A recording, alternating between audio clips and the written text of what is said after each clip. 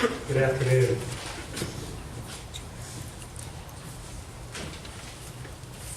I'm going to start with a question from my youth. Is Shinola a person, place, or thing?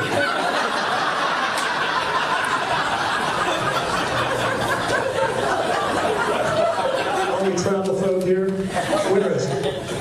Where is Shinola? Also, why is it usually associated in contrast with feces?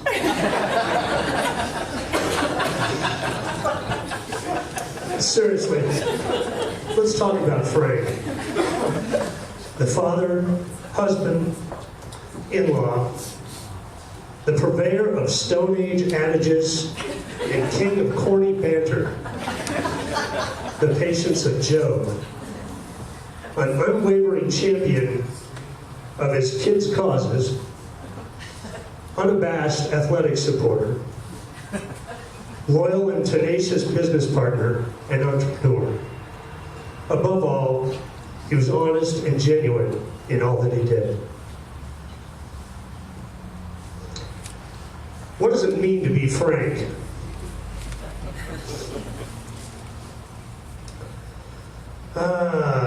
Frank, the use of long-dated expressions and adages, such as the aforementioned Shinola,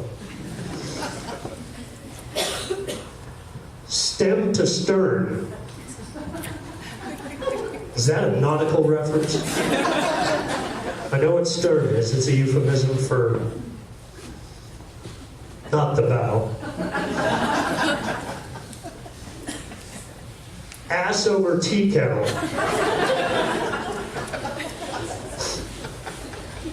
Is this something Andy Rooney made up? A Warner Brothers cartoon comes to mind when I hear that phrase. I'm mean, nasty, ornery, and cantankerous. Really?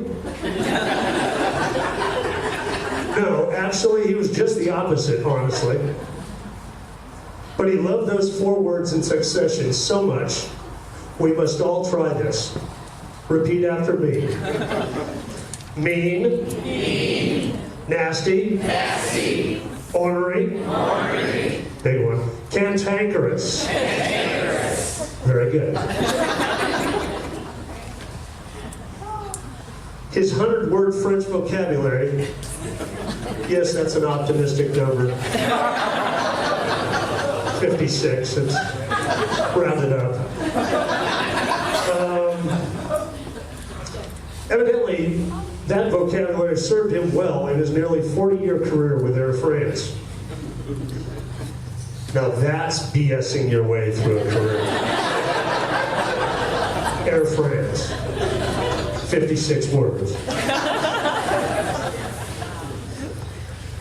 Why did he use these expressions?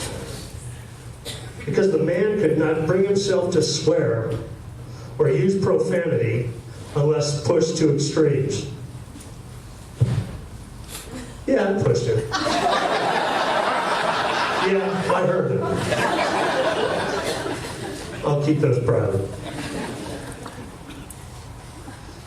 Frank had the patience of Job. Apparently Job was an optimist. And so was Frank, especially with his kids. Me. More years elapsed between my freshman year of college and my bachelor's degree than had passed between kindergarten and high school graduation. Seriously. I wanted a break for pursuit of more hedonistic endeavors. And he was still there to help me with it when I decided to re-engage and get a real job some 12 years after that. Frank was an unwavering champion of his children's causes. Renee, my sister, was interested in horses and wanted to join the Western Airs. After considerable cajoling, she'd eventually won him over, and he leased a horse for her. as it was cheaper. A couple of years passed, and the owners of the horse put the horse up for sale. Renee begged and begged and begged him to buy it. Frank thought he could get a cheaper, younger model. That's only horses, Mom. It's okay. Eventually, the horse was sold, seemingly to Renee's heartbreak. But the bill of sale ended up as a Christmas ornament for Renee on our tree that year. Frank was an unabashed athletic supporter. Tracy was involved in soccer for years and years, and Frank was determined to help and support. Rather than being content on the normal parent-filled sideline, he would prowl. Bear with me, I need to flip the page. He would prowl the open sideline on the other side of the field, shouting coaching advice to his daughter and anyone else that was within earshot. This penchant for barking out coaching advice to his daughter, coupled with his significant experience in rec league volleyball as a player and a referee, was clearly the impetus to get him into coaching, where he found a willing head coach and friend, Julie, to take him on as an assistant for her high school team.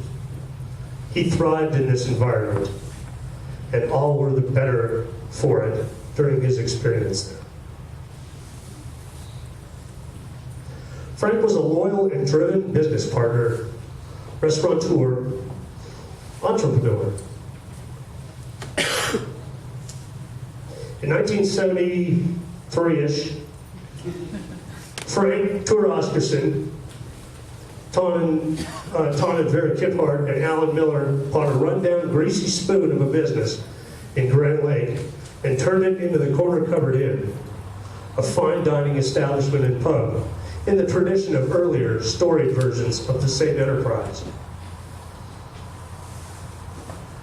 Ton and Tor left the partnership soon afterwards, but Frank and Alan continued operating the restaurant, building a long-lasting reputation for enviable quality and exceptional service until they sold it in 1991.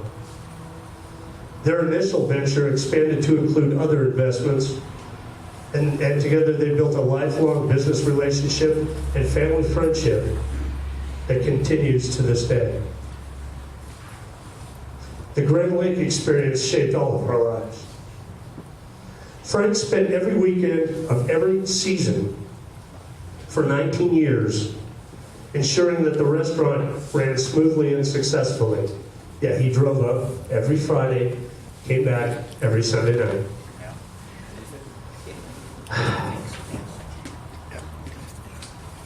He made sure that the restaurant wasn't burning down, running smoothly and successfully, wheeling and dealing with all the other restaurants in town to cover any shortages in food, beverage, or employees, poaching them on occasion.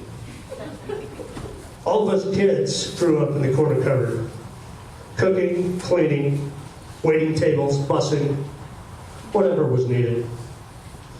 Frank and his family built many lasting friendships with many people during this time. After they sold the corner cupboard, Frank continued to be active in the town as an ardent supporter of many other businesses around town, largely as an unpaid wine consultant, go figure, an amateur sommelier, pursuing his true passion of the grade. Tracy lived and worked up there for several seasons, eventually meeting the man she would marry and start a family with. In summary, Frank was a loving husband, caring and supportive father, grandfather, and in-law. Patient and supportive, loyal partner, and a genuine man, and old school corny. I'm guessing the conversation he had with St. Pete last Friday went something like this. St. Pete, How you doing, Frank? Frank. Mean, nasty, ornery, and cantankerous. Very good. Thank you all for taking the time today to remember my father.